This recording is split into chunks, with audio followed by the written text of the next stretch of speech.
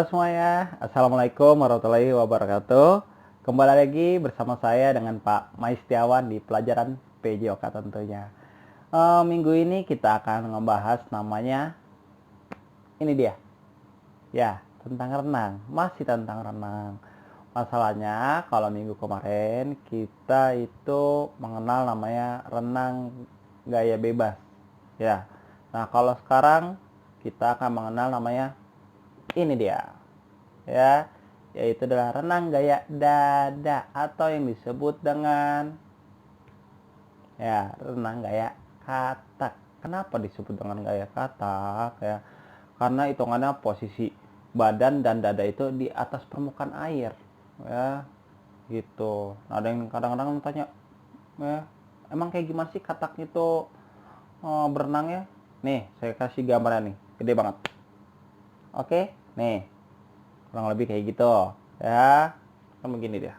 Nah, dadanya, ya, dan badan posisinya di permukaan air, ya.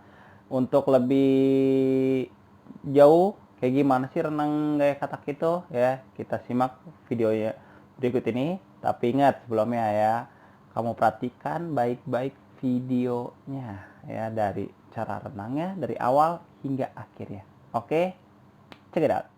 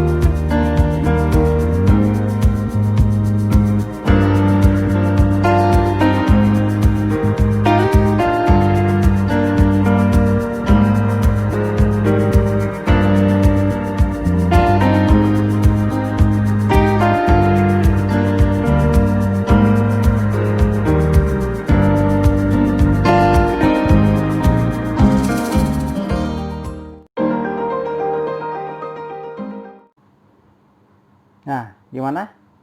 Udah lihat videonya baik-baik, ya? Kamu udah simak tuh, ya, dari kalau misalkan hitungannya kamu kurang memahami, coba dibalikin lagi, ya, 10 atau 20 detik dari sekarang. Oke. Oh ya, untuk saya menjelaskannya lebih enak lagi, nanti di layar kamu saya akan menjelaskan menggunakan slide. Oke, menggunakan slide yang akan ada di layar kamu ini. Ya, untuk tidak berlama-lama, ayo kita mulai pembelajaran selanjutnya. Oke, di sini, ya, seperti yang jelaskan di awal, kita akan menjelaskan nih dia. Renang gaya dada. Apa sih penjelasannya renang gaya dada itu? Nih dia, ya.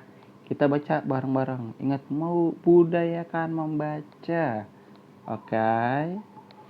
Yuk, kita baca bareng-bareng. Oke, renang gaya dada atau yang disebut dengan chest stroke. Ya, yuk kita baca dari awal. Gaya dada atau gaya katak adalah cara atau gaya dalam berenang dengan posisi dada menghadap ke permukaan air. Namun, berbeda dari gaya bebas. Batang tubuh selalu dalam keadaan tetap. Kedua belah kaki menendang ke arah luar, sementara kedua belah tangan diluruskan di depan. Kedua belah tangan dibuka ke samping, seperti gerakan membelah air, agar badan maju lebih cepat ke depan. Ya. Gerakan tubuh meniru gerakan katak sedang berenang, sehingga disebut gaya katak. Itu alasannya, ya. Lanjut, pernapasan dilakukan ketika mulut di permukaan air. Setelah satu kali gerakan tangan, kaki, atau dua kali gerakan tangan, kaki. Ya, paham maksudnya di sini ya. Maksudnya itu ya gaya dada ini tuh berbeda sekali ya sama gaya bebas kemarin. Ya, pokoknya intinya gaya dada ini persis banget dengan namanya gerakan gaya katak. Ya, yang tadi saya gambarin. Ya, kurang lebih seperti itu. Yuk, kita lanjut penjelasannya.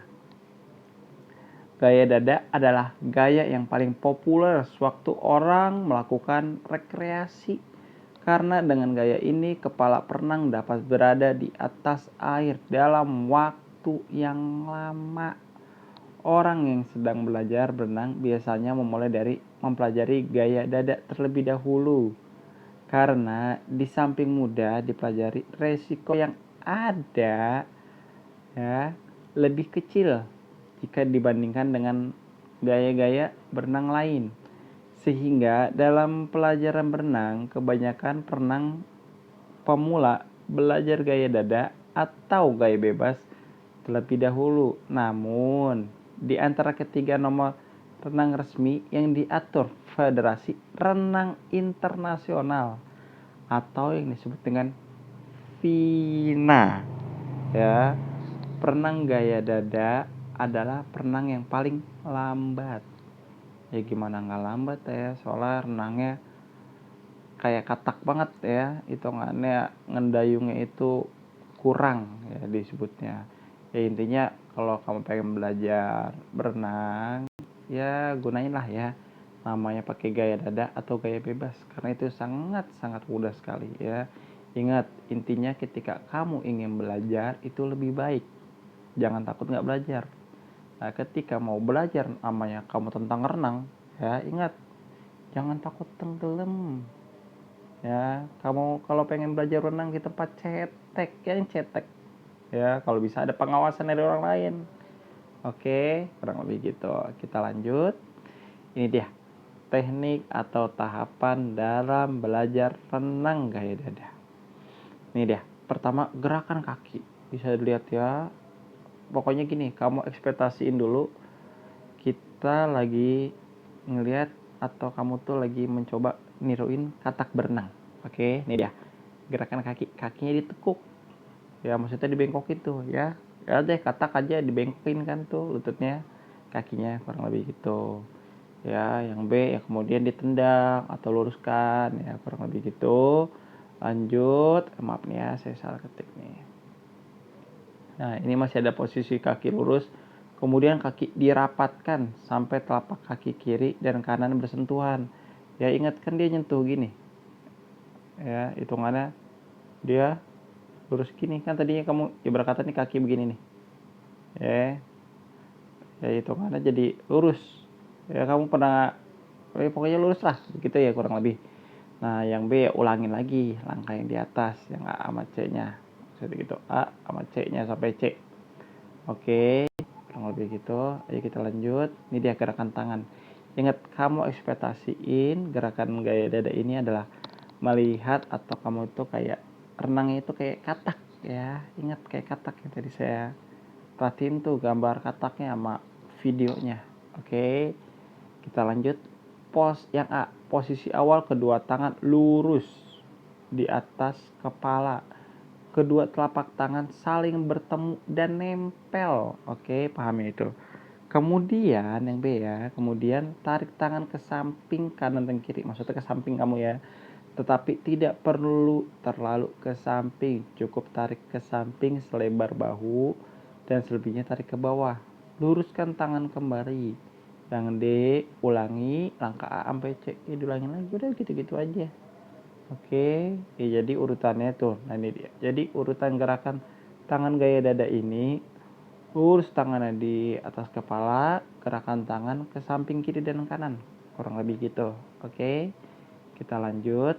Di sini beberapa tips pemula yang ingin belajar berenang gaya dada. Nih, penting banget. Kalau bisa kamu SS nih. Yang pertama, ketika mulai belajar, tangan berpegangan pada pinggir kolam. Tahu kan ya pinggir kolam? Ya mungkin itu ada tiang atau ubin. Ya pokoknya pegang. Ya, kurang lebih gitu. Kemudian gerakan kaki seperti di atas. Yang seperti yang saya jelasin tadi nih, yang ini. ya. Oke, kurang lebih gitu. Nah, lakukan sampai lancar. Sampai lancar, benar-benar lancar. Ya, kalau lancar baru kita tahap keduanya. Kemudian Anda bisa meminta seseorang teman. Seperti yang saya bilang tadi, harus ada orang yang ngawasin juga. Oke. Seseorang teman untuk memegangi tangan Anda sehingga Anda bisa menyeberang kolam dengan menggerakkan kaki dan tangan. Tetap dipegangi teman Anda. Ya, maksudnya dipegang itu tangannya. Gimana sih kamu berenang? Ya, tangannya dipegang, kaki kamu bergerak.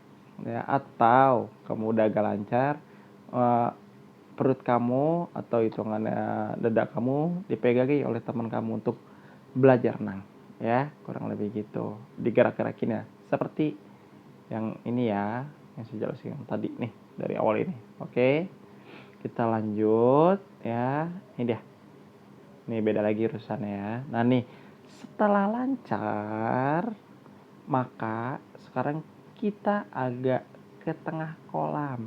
Kemudian kita mengapungkan badan seperti posisi meluncur dan gerakan kaki gaya dada seperti di atas, maksudnya ini ya.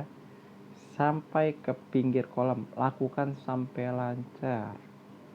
Yang kedua, setelah itu sekarang mulai belajar menggerakkan tangan.